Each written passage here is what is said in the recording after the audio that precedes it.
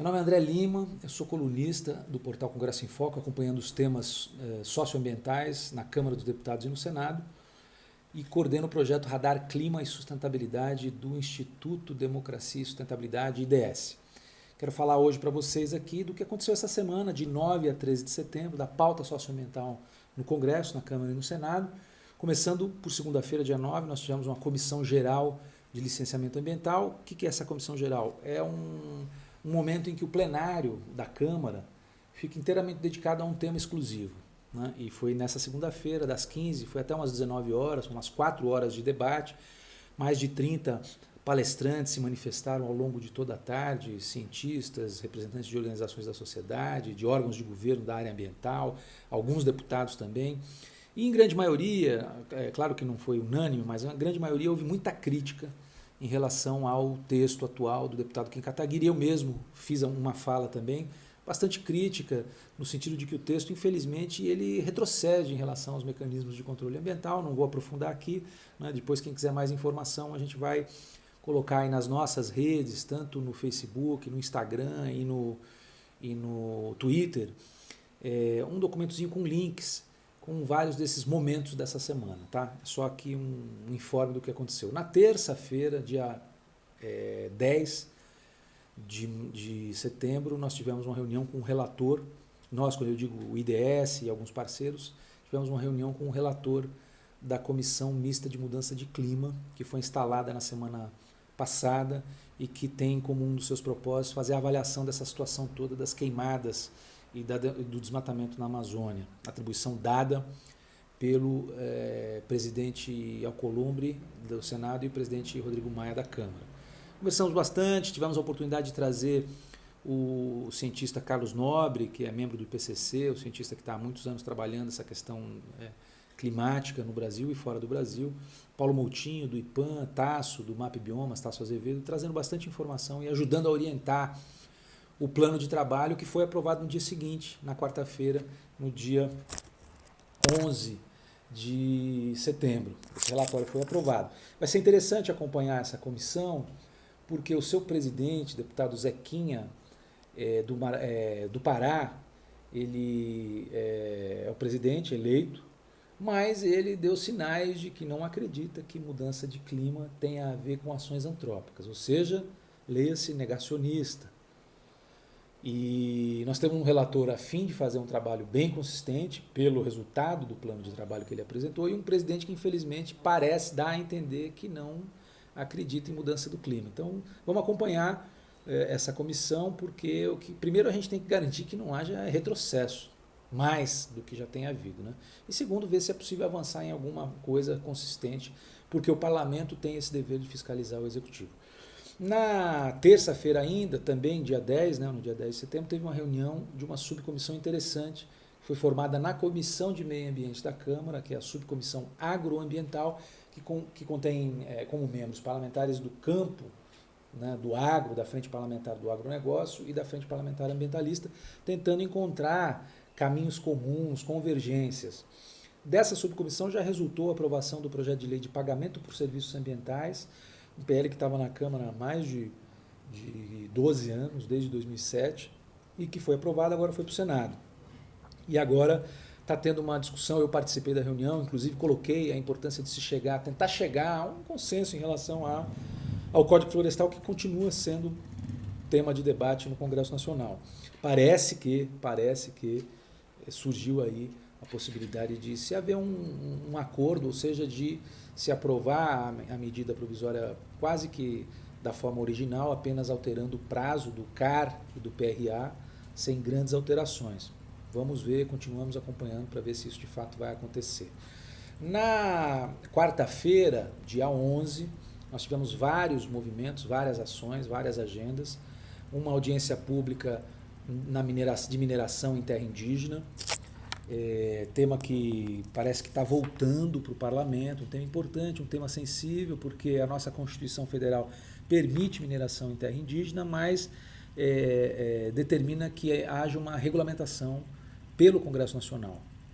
Existe projeto de lei desde 91, com o Estatuto do Índio, depois em 96, projeto de lei do do senador Jucá, que foi aprovado no Senado, PL 1610, que tramita hoje na Câmara. Então, esse tema voltou ao debate e nós vamos acompanhar. É um tema muito sensível e que pode interferir, né, significativamente nos direitos indígenas, né, e na pauta ambiental, porque os territórios indígenas cumprem uma função ambiental relevante. Agora, como eu disse, a Constituição permite, então vai ter que ter esse debate. Se ele voltar à tona, nós vamos ter que acompanhar para evitar que haja um projeto que escancare território indígena.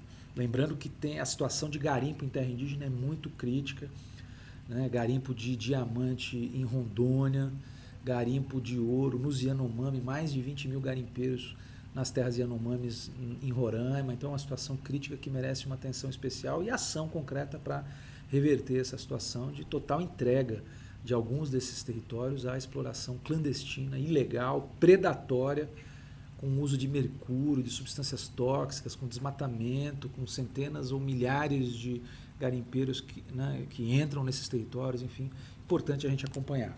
Nessa quarta-feira também teve ainda uma audiência pública, a instalação da primeira reunião da Comissão Mista de Mudança de Clima, que eu falei já, e ela aprovou o relatório, o plano de trabalho para a agenda de clima, né?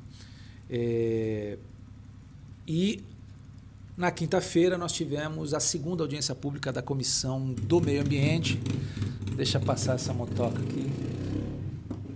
Pronto. Da Comissão de Meio Ambiente, nós tivemos a segunda audiência pública que está avaliando a política de clima desse governo. Acompanhe essa matéria, um tema interessante, foi provocado por um requerimento nosso do Instituto Democracia e Sustentabilidade, junto ao senador Randolph e a senadora Elisiane Gama, que apresentaram e aprovaram esse requerimento, e hoje a Comissão de Meio Ambiente do Senado está fazendo essa avaliação da política de clima, das metas, do cumprimento das metas da Política Nacional de Mudança Climática, que vence agora em 2020, e do que o Brasil está fazendo para se preparar para entrar num novo período de metas que tem a ver com o Acordo de Paris assinado em 2015, ratificado aqui no Brasil em 2016 e 2017. Então está em vigor, né, a partir de 2020, um novo período de compromisso. Então a Comissão Mista de Mudança, a Comissão de Meio Ambiente do Senado está fazendo essa avaliação, por nós provocada. Foi a segunda audiência pública que tratou de instrumentos econômicos para o enfrentamento das mudanças do clima, com importante participação do professor Ronaldo Ceroa da Mota, do Rio de Janeiro, do Juliano Assunção, da PUC do Rio também, e da Coalizão Brasil, Clima, Florestas e Agricultura. Participou também o Beto Mesquita, pela BV Rio, e também membro da Coalizão, trazendo elementos importantes do que o Brasil fez, deixou de fazer, precisa fazer para, de fato, a gente ter ferramentas econômicas que orientem para uma transição da nossa economia, que ainda é intensiva em emissões de gases de efeito estufa, sobretudo em função do uso do solo, com o desmatamento, com as queimadas. O Brasil ainda é um país que vem, está no topo aí do ranking dos maiores emissores de gases de efeito estufa.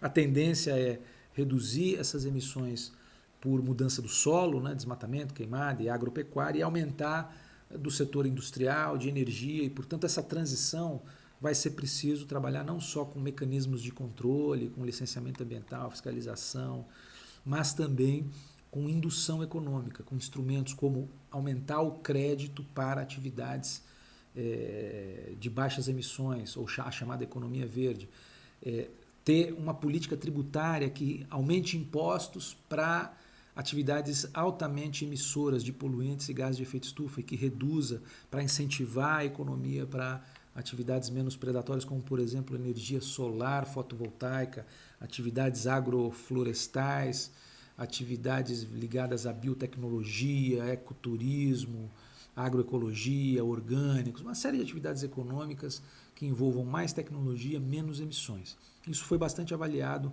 nessa segunda audiência pública. Depois teve uma reunião do grupo de trabalho que está produzindo esse relatório e nós, o nosso projeto Radar, está acompanhando, está incidindo e vocês vão continuar recebendo informações aqui ao longo das próximas semanas e dos próximos meses. Então é isso, meus amigos. Essa foi a semana de 9 a 13 de setembro. Continue acompanhando aí o nosso projeto Radar Clima e Sustentabilidade. Você vai estar sempre bem informado e em breve nós vamos mandar aí, logo em seguida, nas nossas redes sociais, um documentozinho com links para você poder se aprofundar mais e ter mais informação sobre esses assuntos que a gente vem acompanhando.